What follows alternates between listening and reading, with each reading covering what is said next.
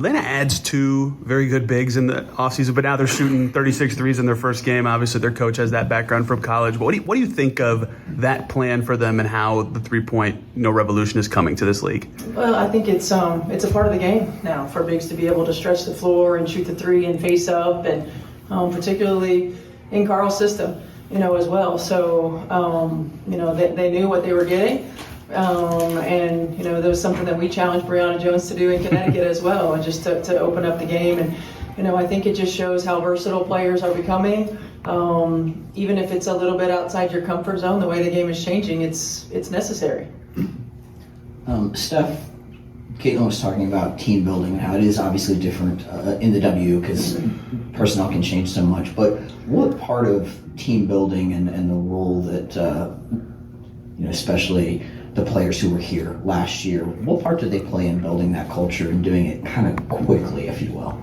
Yeah, it's interesting because it's kind of like what all of us do, right, every day, and going to work and you're working with adults and people who have families, and it's different than college. I think when you talk about culture's so organic and it's ever changing, and you got to be intentional about not just building it, but cultivating it. And it's through communication, it's through action, it's saying and doing what you say you're going to do.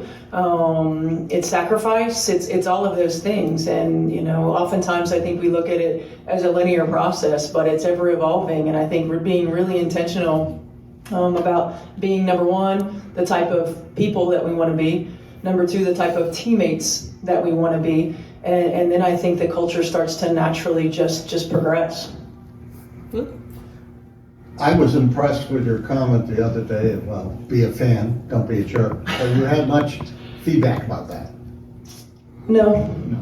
Pro or con? Either? Nothing? No. Sounds like a basic idea. It sounds simple, right? Yeah. I tell my kids that, at times when they start arguing and fighting with each other, I'm like, it doesn't take a lot to not be a jerk. And you actually have to work to be a jerk.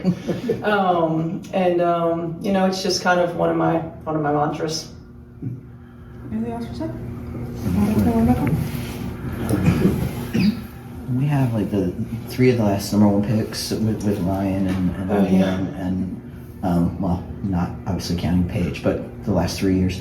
And then you go back to even obviously Griner as a number one pick, and Alicia Gray was Rookie of the Year. I wonder if you could maybe talk about the progression of talent at that level. I mean, those are all very different players, but maybe the things they have in common and how they've all been a success as top picks.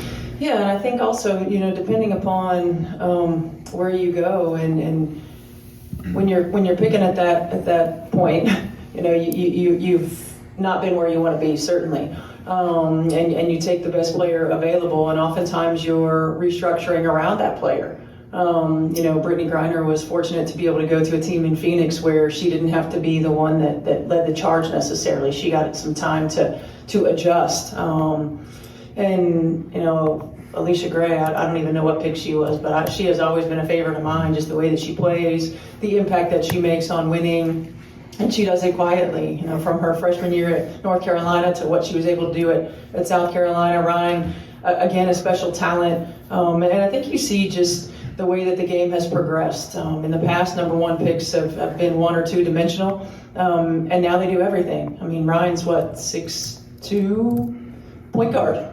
And what Paige and what Caitlin are able to do in terms of potentially putting up triple-double numbers every night. What AB has been able to do, and now certainly with more talent around her and around them. I say this a lot, and I know it sounds redundant, but there's more talent than there's ever been. There's more versatility than there's ever been. The game is in such a good place, and these players are just an example of that.